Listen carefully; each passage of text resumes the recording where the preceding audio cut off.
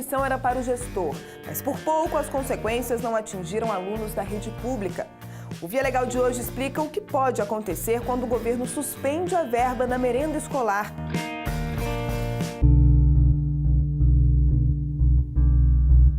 A gente também fala de estágio obrigatório para alunos de cursos técnicos. A regra é clara: sem a experiência profissional, não tem diploma. Para começar, um problema nacional. O Brasil sustenta o maior mercado de crack do mundo. Há quem compare o problema a uma epidemia. Tudo isso agora no Via Legal.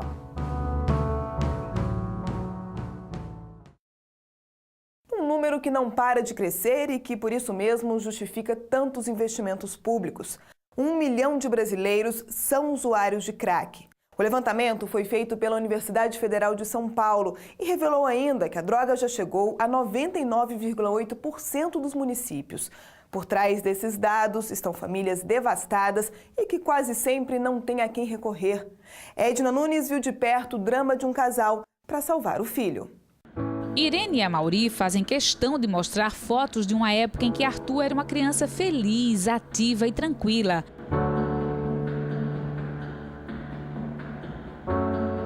Há 15 anos, o casal, que tem 4 filhos, trocou São Paulo pela cidade de Natal. A intenção era garantir segurança e qualidade de vida. Aqui, Arthur fez amigos e estudou. Ele concluiu o curso de gestão ambiental. Mas a independência financeira veio antes, aos 16 anos, com a profissão de modelo. Uma realidade de sucesso destruída pelo envolvimento com as drogas. O primeiro contato foi com a cocaína, depois veio o êxtase e, por fim, o devastador crack. Não foi fácil para a família identificar o problema. Percebi isso bem antes dos meus pais, eu que contei para eles. Avisava para ele, falava para ele não continuar fazendo isso, não ia contar, mas mesmo assim ele falava para mim não contar, mas continuava usando, e chegou um determinado ponto que eu percebi que eu tinha que contar, porque senão eu não sabia mais o que fazer e tinha que contar. No auge da dependência, a rotina de Arthur ficava restrita ao quarto, onde restaram apenas o videogame, o computador e o boné do time do coração. Todas as roupas e sapatos ele vendeu para comprar droga. A mãe conta que os dias eram de desespero para toda a família. O histórico do filho inclui tentativa de suicídio, passagem pela polícia e agressões. Quando ele tinha os momentos de fissura, ele pulava muro, ele chegou a derrubar a porta, quebrar a janela. Esse laudo psiquiátrico atesta que a situação de Arthur era grave. A mãe, que é psicóloga, diz que não admitia ter o problema dentro da própria casa. Quando ele chegou ao ponto de me pedir ajuda, que ele percebeu que estava incontrolável, começamos o tratamento, primeiro em casa. O passo seguinte foram as internações no Rio Grande do Norte. Foram 5 no total, mas ele sempre fugia.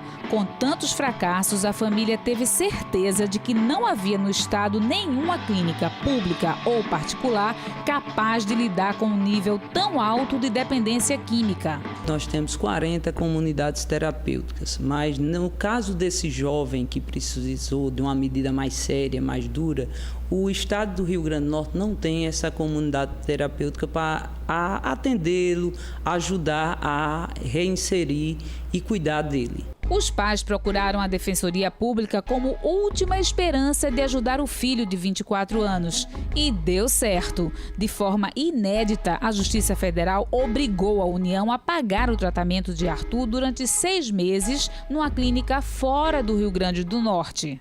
A clínica onde Arthur está sendo tratado fica na cidade de Igaraçu, em Pernambuco, a 229 quilômetros de Natal.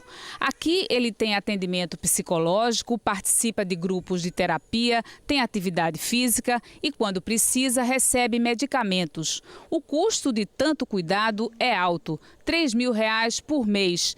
Se tivesse que arcar com o tratamento completo, a família teria que desembolsar R$ 18.000. Estivemos na clínica 4 meses depois de Arthur ser trazido para o local. A equipe médica explica que ele está respondendo bem ao tratamento, o que aumenta a chance de recuperação. E hoje o Arthur começa a perceber aquele mundo com o qual ele estava inserido, né, não fazia parte dele, mas de uma doença que ele adquiriu. Então hoje ele começa a aprender ferramentas que podem ajudá-lo a sair desse quadro de dependência e viver uma vida em recuperação. Hoje o crack já é considerado uma epidemia nacional. A droga é 5 vezes mais potente que a cocaína e tem alto poder viciante. De acordo com a pesquisa da Universidade Federal de São Paulo, divulgada em setembro do ano passado, o Brasil é o maior mercado mundial da droga. É um problema seríssimo, um problema nacional, né, de política pública de saúde, que ela serve essa decisão até de forma como uma medida pedagógica, porque os entes públicos devem começar a observar, olha, o custo talvez seja maior se a gente começar a esperar que o judiciário tome as decisões. Porque, na verdade, a política tem que ser geral e não a gente estar resolvendo pontualmente, porque resolve o problema de um, não resolve o problema de milhares. Com a experiência de quem está há anos sofrendo para resgatar o filho do submundo das drogas, Irene deixa um recado para famílias que enfrentam situações parecidas. E antes que aconteça o pior, antes que ele cometa algum crime, ou mesmo que venha até a ser morto por algum traficante, eu acho que a família tem que agir, tem que interceder e procurar ajuda, ir na Defensoria Pública, como eu fiz, e agora o caminho está aberto, né?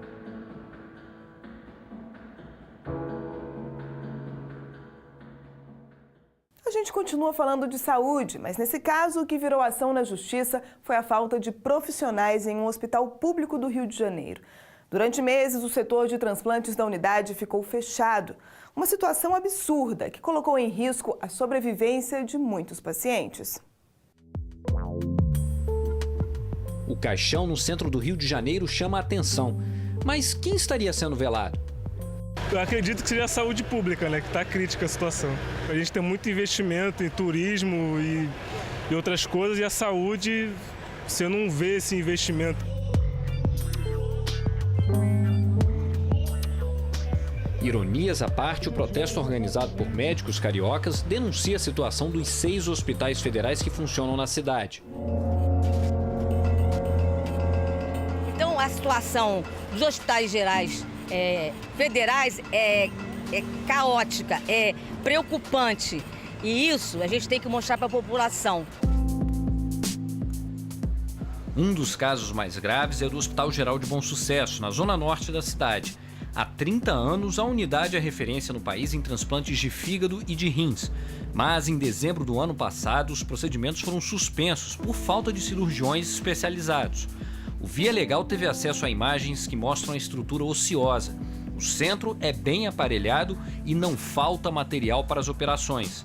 Mesmo assim, o déficit de profissionais impediu que pacientes na fila de espera pudessem receber um novo órgão. Um drama que o presidente da Associação de Transplantados conhece bem. Eu sofri na pele, ficar 9 anos numa cadeira de hemodiálise, aguardando um transplante. E as falhas não prejudicam apenas quem está à espera de um transplante. O Conselho Regional de Medicina denuncia que a carência de profissionais atinge outras especialidades em boa parte dos hospitais da rede pública. Mandaraí suspendeu a residência no início do ano por falta de anestesistas. Cardoso Fonte está faltando médico. Tem plantões final de semana à noite, só tem um médico dando plantão. A emergência está superlotada com deficiência de médicos. Nós calculamos que hoje o déficit está relacionado com 3.500 médicos. E se faltam profissionais, sobram reclamações de quem depende do serviço. Você enfrenta uma fila de quase 1 hora, 1h30. Quando você chega lá, você pensa que você é atendido, aí elas anunciam, olha, o hospital não vai ser atendido porque não há médico. Ou porque o equipamento que faz os exames está quebrado. Uma rotina que a Defensoria Pública da União passou a acompanhar de perto. As vistorias no Hospital de Bom Sucesso se tornaram frequentes e os pedidos de providências ao Ministério da Saúde também. Mas não teve jeito. A solução só começou a aparecer depois que o caso foi parar na Justiça Federal. Os defensores pediram a recomposição imediata da equipe de cirurgiões para que os transplantes fossem retomados com urgência, principalmente quando os pacientes são crianças e adolescentes. 2 crianças faleceram por conta da omissão do Ministério da Saúde em não fazer essa recomposição da equipe cirúrgica e o que levou a Defensoria Pública da União a ajuizar a ação civil pública para socorrer os que estão vivos e os adultos também, seja na fila do transplante renal, seja na fila do transplante hepático. A resposta do Judiciário foi enérgica. A 11ª Vara Federal do Rio de Janeiro deu prazo de 15 dias para o governo recompor a equipe médica aqui de Bom Sucesso. A juíza do caso também fixou uma multa de R$2.000 por dia, caso a ordem não fosse cumprida. O valor deveria ser cobrado diretamente dos gestores do Ministério da Saúde, responsáveis pela administração do hospital. A medida surtiu efeito. O governo contratou 21 profissionais em caráter emergencial. Uma equipe completa com cirurgiões, anestesistas e enfermeiros. A promessa é normalizar o serviço nos próximos meses. Mas as exigências não param por aqui.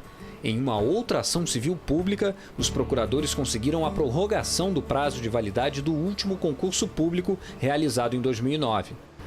Mas aqui no Hospital de Bom Sucesso não é só a falta de médicos que preocupa. Há 2 anos, a emergência funciona de maneira improvisada, nesses contêineres. É que o prédio antigo foi demolido para a construção de um novo, mas a obra está atrasada por conta de irregularidades na licitação. Resultado, os pacientes têm que se espremer dentro desse ambiente inadequado. O Via Legal também teve acesso a imagens que mostram como o atendimento tem sido feito. Os doentes são acomodados nos corredores e não tem maca para todos. Muitos ficam sentados sem qualquer conforto e não importa o que estejam sentindo. Alguns não aguentam e deitam nos bancos como este senhor. Estou aqui desde 8h30 da manhã de ontem, esperando atendimento e até agora nada.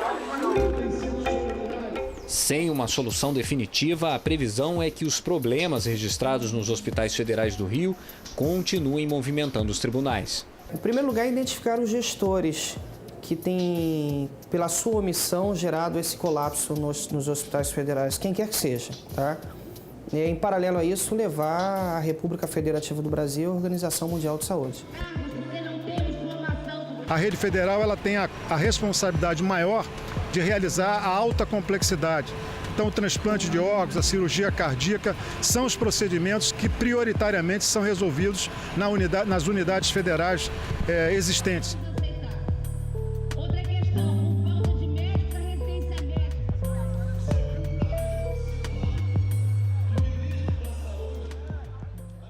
No nosso endereço eletrônico você vai encontrar outras reportagens sobre a saúde pública no país.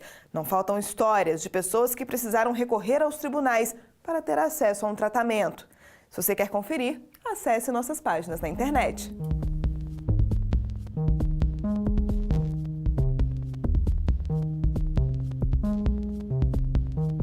Parece óbvio. Quem faz um concurso para preencher uma vaga temporária no serviço público não pode, na hora de acertar as contas, exigir direitos previstos em outros modelos de contratação. Foi a partir dessa lógica que a Justiça Federal negou o pedido de um ex-funcionário do governo. Ele queria ser tratado como se estivesse na iniciativa privada. No ano passado, as aulas mal tinham começado nas escolas públicas do Distrito Federal e 713 professores já haviam entrado de licença médica. Quando o ano letivo terminou, a Secretaria de Educação fez as contas. Foram 24.600 atestados em 2012, mais de 2.000 por mês. Boa parte era de afastamentos longos, superiores a 30 dias. Consequência, faltaram profissionais em sala de aula. Para não começar 2013 dispensando aluno mais cedo, o jeito foi contratar novos professores.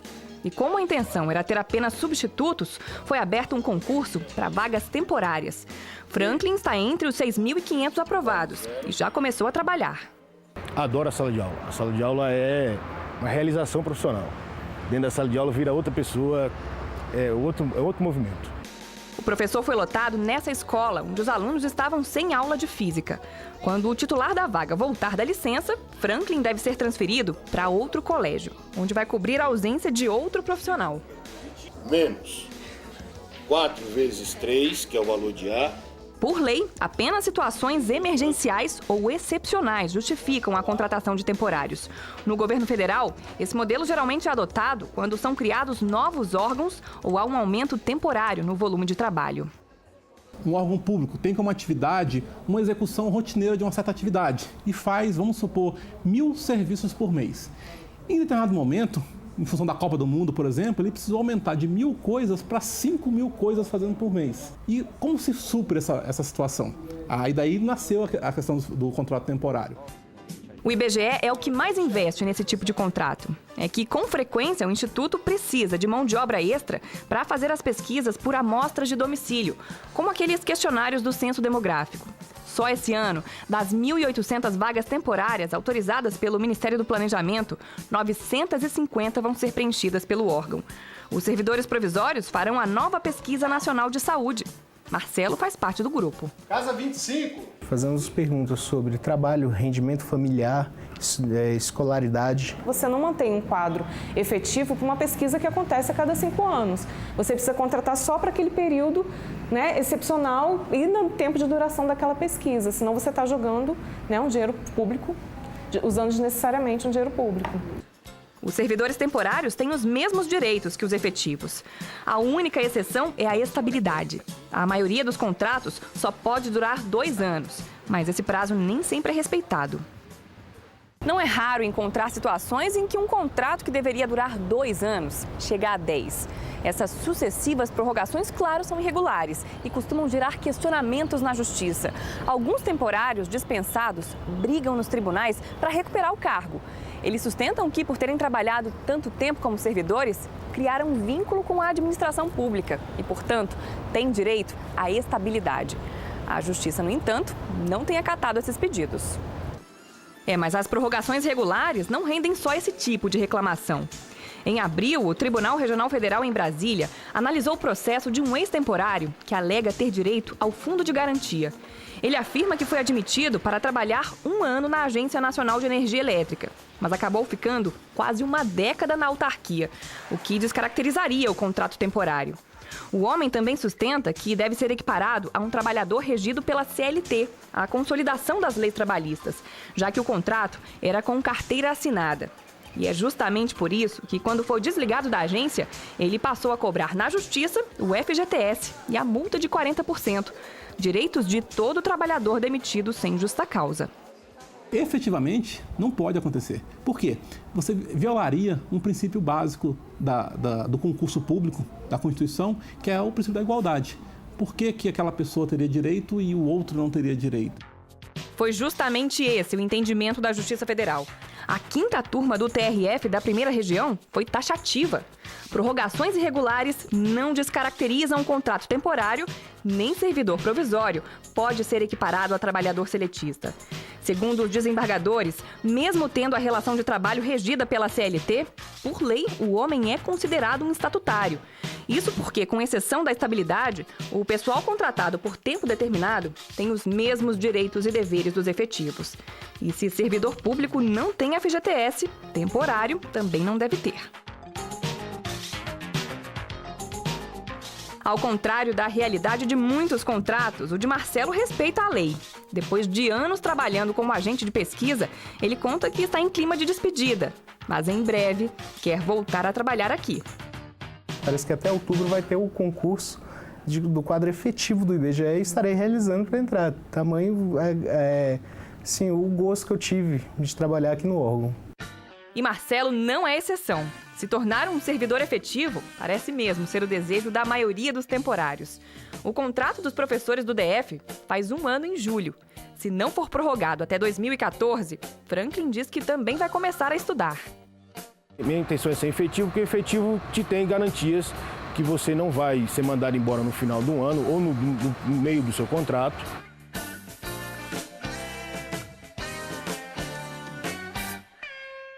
Quem escolhe fazer o ensino médio em uma escola técnica deve saber que, além das aulas regulares, é preciso passar por uma etapa de experiência profissional.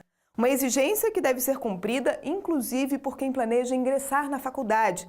No sul do país, 2 estudantes até conseguiram começar o curso superior, mas não vão se livrar da obrigação de concluir o estágio.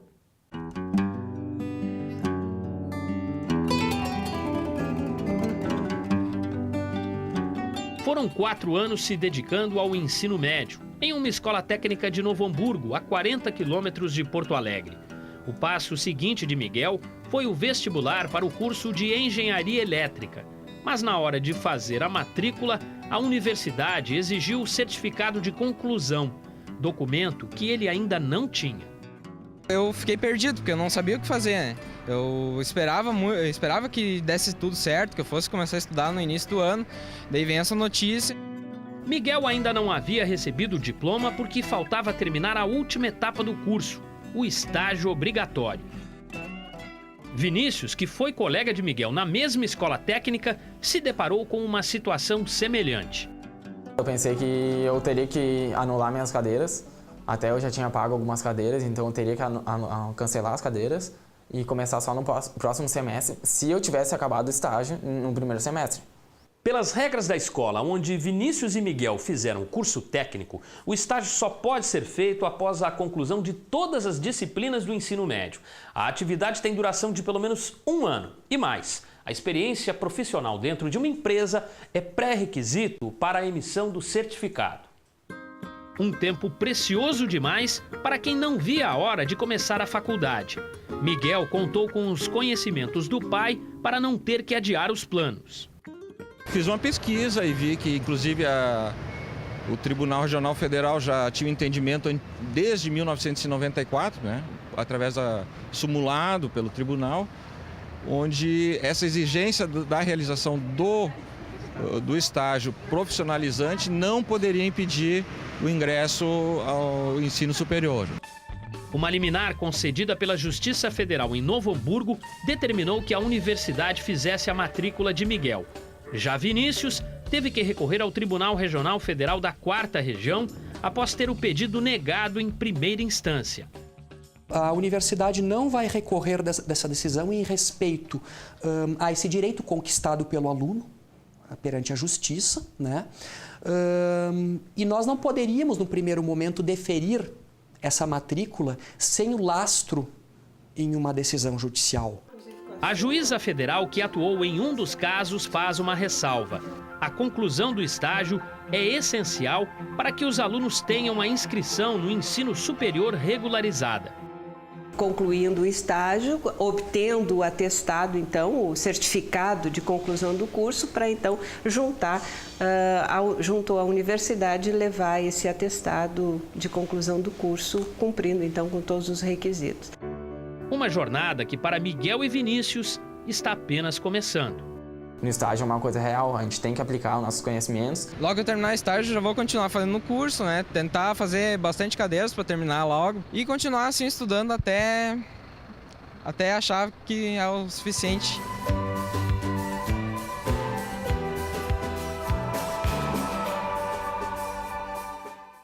A intenção é nobre: evitar desvios e mau uso dos recursos públicos.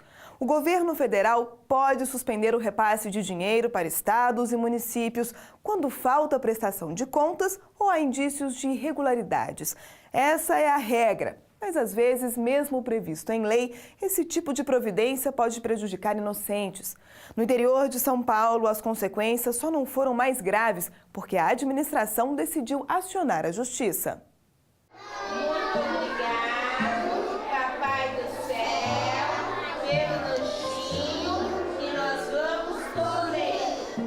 Hora do almoço. Na cozinha desta creche em São Vicente, no litoral de São Paulo, uma equipe corre para deixar prontos os pratos de um cardápio balanceado e nutritivo. O nosso cardápio é bem adequado, tem a quantidade de frutas exatas, tem a quantidade de legumes, as carnes. São carnes assim, hoje em dia nós estamos utilizando bife de patinho, carne seca, almôndega. Entre as crianças, quando o assunto é comida, a resposta está na ponta da língua. Quem gosta de comer? O que você gosta mais? Salada. Legumes, arroz, feijão, cenoura e batata. Ovo, beterraba, cenoura. Eu gosto de tudinho. Não sobra nada. E até o fim do dia ainda tem o lanche da tarde e a sopa do jantar. São 6 cardápios na rede, são para as creches, escolas estaduais, municipais, né? Cada fase tem a quantidade de necessidade diária nutricional, que nem a creche, como tem 5 refeições, são 70% das necessidades nutricionais do aluno. Só em São Vicente, mais de 57 mil alunos estão matriculados em creches e escolas públicas. Boa parte da verba usada para alimentar os estudantes vem do governo federal, através do Programa Nacional de Alimentação Escolar. O orçamento anual é de quase 5 milhões, mas o repasse desta verba foi suspenso no fim do ano passado. A medida foi tomada depois de que o Tribunal de Contas da União constatou algumas irregularidades na prestação de contas da Prefeitura de São Vicente. As falhas ocorreram na gestão anterior, entre 2008 e 2009. O problema é que, por causa do bloqueio, muitas escolas da rede municipal ficaram sem merenda. Assim que assumiu o cargo, o novo prefeito recorreu à Justiça Federal. O objetivo da ação era suspender o bloqueio, a única alternativa para garantir a compra da merenda para os estudantes. Ia faltar alimentação porque nós não íamos conseguir abastecer toda a rede municipal de ensino. A diretora de alimentação escolar conta que as consequências só não foram mais graves porque durante o mês de janeiro os alunos ainda estavam de férias. No começo mesmo, janeiro, fevereiro, começou ainda com um pouco de falta, porque não tinha estoque lá na diretoria.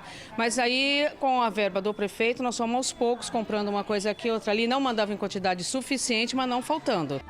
A Justiça Federal determinou que a União voltasse a repassar os recursos para a compra da merenda escolar. Segundo o juiz, os estudantes não podem ser prejudicados por irregularidades cometidas na gestão anterior.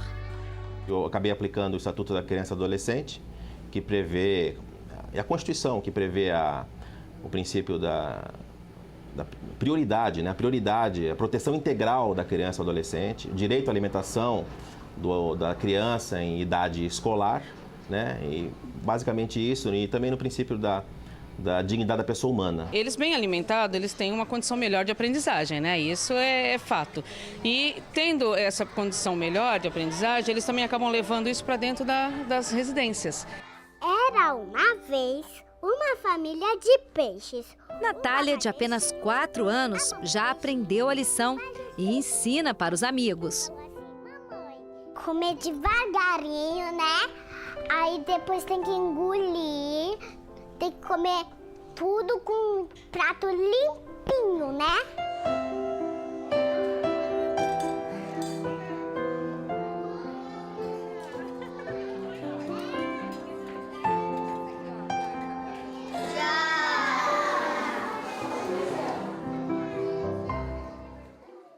A liberação da verba que havia sido bloqueada não encerrou a questão. O ex-prefeito está sendo investigado por improbidade administrativa.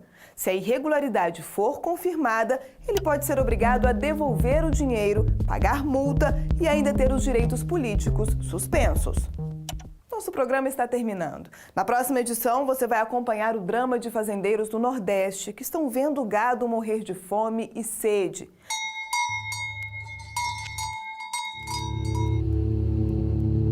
A região vive uma das piores secas da história. A gente se vê na semana que vem. Até lá!